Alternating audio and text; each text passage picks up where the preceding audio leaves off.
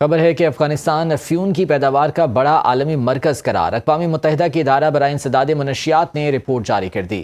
Report کے مطابق افغانستان میں 10,200 ہیکٹر پر افیون کی کاشت کی گئی۔ 2024 میں افیون کی کاشت میں پچھلے سال کی نسبت 19% اضافہ ریکارڈ کیا گیا۔ 2023 میں افیون کی کاشت 10,800 ہیکٹر تھی۔ اقوام متحدہ کی ادارے برائے انسداد منشیات کی رپورٹ سامنے آئی ہے، جس میں کہا گیا ہے کہ افغانستان میں 10,200 ہیکٹرز پر افیون کاشت کی گئی۔ 2024 میں افیون کی کاشت پچھلے سال کی نسبت 19% اضافہ ریکارڈ کیا گیا ہے۔ افغانستان افیون کی پیداوار کا بڑا عالمی مرکز قرار دیا گیا ہے اور اس سلسلے میں تشویش کا اظہار بھی کیا گیا۔ 2025 میں کاشت میں پچھلے سال کے مقابلے میں 20% کمی دیکھنے میں آئی ہے۔ افیون کی کاشت 2023 میں 10,800 ہیکٹر، 2024 میں 12,800 ہیکٹر اور 2025 میں 10,200 ہیکٹر پر ہوئی۔ زابل، کنڑ اور تخار میں افیون کی کاشت میں اضافہ ہوا۔ خشک سالی کے باعث افیون کی فصل بڑے پیمانے پر تباہ ہوئی تھی۔ افغانستان میں گزشتہ سالوں کا افیون سٹاک 2026 تک کی عالمی طلب پوری کرنے کے لیے کافی ہے۔ ماہرین کا یہ کہنا ہے کہ 2025 میں افیون کی پیداوار 296 ٹن رہی۔ ادارہ اقوام متحدہ برائے انسداد منشیات و جرائم کے مطابق افیون کی قیمت 570 امریکی ڈالر فی کلو گرام رہی۔ اس حوالے سے جو رپورٹ جاری کی گئی ہے اس کے مطابق جرائم پیشہ گروہ پیداوار اور سمگلنگ میں آسانی کی وجہ سے آئس کو ترجیح دے رہے ہیں اور اب افغانستان افیون کی پیداوار کا بڑا عالمی مرکز بن چکا ہے۔ اقوام متحدہ کی ادارہ برائے انسداد منشیات نے یہ رپورٹ جاری کی ہے، جس کے مطابق افغانستان میں 10,200 ہیکٹرز پر افیون کی کاشت کی گئی، جبکہ 2024 میں افیون کی یہ کاشت پچھلے سال کی نسبت 19% اضافہ ریکارڈ کیا گیا ہے۔ 2023 میں افیون کی کاشت 10,800 ہیکٹر پر کی گئی تھی۔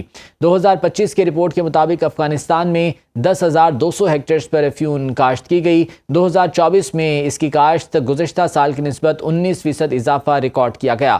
افیون کی کاشت 2023 میں 10,800 ہیکٹر پر تھی، جبکہ 2024 میں یہ بڑھ کر 12,800 ہیکٹر تک جا پہنچی اور 2025 میں 10,200 ہیکٹر پر اس کی کاشت کی گئی۔ زابل، کنڑ اور تخار میں افیون کی کاشت میں اضافہ دیکھنے میں آیا ہے، جبکہ ادارہ اقوام متحدہ برائے انسداد منشیات کے مطابق خشک سالی کے باعث افیون کی فصل بڑے پیمانے پر تباہ بھی ہوئی تھی۔ برگیڈیئر ریٹائرڈ راشد ولی صاحب ہمارے ساتھ موجود ہیں، سینئر تجزیہ کار ہیں، ان سے اس حوالے سے بات کر لیتے ہیں۔ برگیڈیئر صاحب، بہت شکریہ آپ کے وقت کا۔ ہم دہشت گردی کے حوالے سے تو بات کرتے ہی رہتے ہیں کہ جس طرح سے افغانستان کی سرزمین استعمال کی جاتی ہے، لیکن اب افیون کی پیداوار کا بڑا عالمی مرکز بھی افغانستان کو قرار دیا گیا ہے اور وہیں سے منشیات جو ہے وہ دیگر ملکوں میں سپلائی کی جاتی ہیں۔ پاکستان بھی اس سے افیکٹ ہوتا ہے، کیا کہیں گے اس بارے میں؟ یہ اچھا ہے، اس وقت اقوام متحدہ نے اس کا ادراک کیا ہے۔ پاکستان کو تو یہ چیز پہلے سے معلوم ہے اور افغانستان کا جو نیم روز کا صوبہ ہے وہ گڑھ بن چکا ہے عالمی نارکو ٹریفکنگ، اور اس کا جو بھارت سے اس میں ایفیڈرین آتی ہے، اس کو ایمفیٹامین میں وہ پروسیس کرتے ہیں اس عام میں، جس کو جنیرک آئس کا نام سے جانا جاتا ہے، اور اس کی ترسیل ہوتی ہے بحری راستوں سے بھی اور خشکی کے راستوں سے بھی۔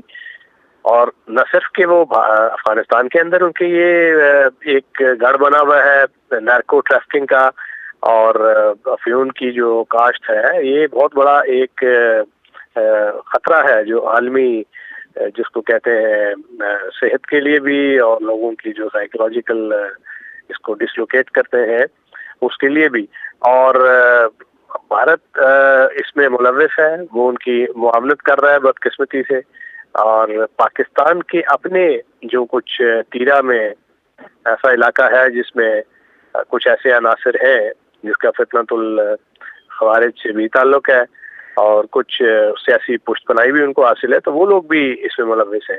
تو یہ ایک بہت بڑا خطرہ بن چکا ہے پوری انسانیت کے لیے، نہ اس کا اسلامی روایات سے کچھ تعلق ہے، اور قانون اور اس کی جو عملداری کرنے والے ممالک ہوتے ہیں وہ تو اس طرف دھیان دیتے ہیں، مگر افغانستان چونکہ اس وقت ایک ڈیسٹیبلائزڈ ملک ہے، گورننس کا وہاں نظام نہیں ہے، انسٹیٹیوشنز وہاں کمزور ہیں، اور یہ اکانومی اس کی ویک ہے، تو اب انہوں نے یہ ایک منصوبہ بنایا ہے کہ جی ڈرگ ٹریفکنگ کے ذریعے اس سے آپ منافع کمائیں اور اس منافع کو پھر نان اسٹیٹ ایکٹرز کے حوالے بھی کریں، اور دہشت گردی میں جو فتنۃ الخوارج جیسے لوگ ملوث ہیں ان کی بھی معاونت کریں۔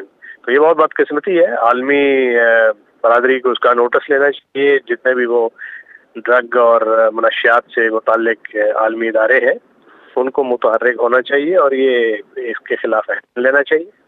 ब्रिगेड साहब, अभी जिस तरह से आपने फरमाया कि इससे इसकी स्मगलिंग से हासिल होने वाला जो रेवेन्यू है नॉन स्टेट एक्टर्स के हाथों में जाता है और डेफिनेटली वो दहशत गर्दी की मुख्तलिफ कार्रवाइयों में भी इस्तेमाल किए करते हैं, तो अब आलमी बरादरी इस हवाले से मुतवक्के तौर पर क्या कार्रवाई कर सकती है और पाकिस्तान का इस हवाले से जो है वो क्या किरदार बनता है? पाकिस्तान का पहले तो अपने बॉर्डर कंट्रोल्स को बेहतर करे और वहाँ से स्मगलिंग ना होने दे। तो आपने जो इलाके में अगर कोई इस किस्म की लोग हैं जो इसकी काश्त कर रहे हैं या इसकी प्रोसेसिंग में मुलव्वस हैं या इसकी स्मगलिंग में, तो उनका कला कामा करें। एक क्योंकि पूरा एक इको सिस्टम होता है, निज़ाम होता है जिसमें सप्लायर्स होते हैं, ग्रोअर्स होते हैं, फिर स्मगलर्स होते हैं, इन्फ्लुएंशियल क्वार्टर्स होते हैं, ब्यूरोक्रेसी में भी, सियासतदानों भी, जो इसको तहफ़्फ़ुज़ देते हैं।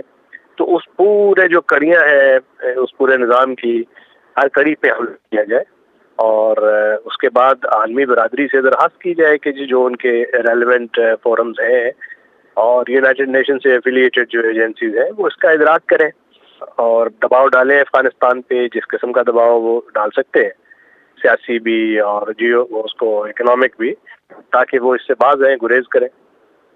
ठीक, बहुत शुक्रिया आपके वक्त का। ब्रिगेडियर रिटायर्ड राशिद वली साहब हमारे साथ मौजूद थे।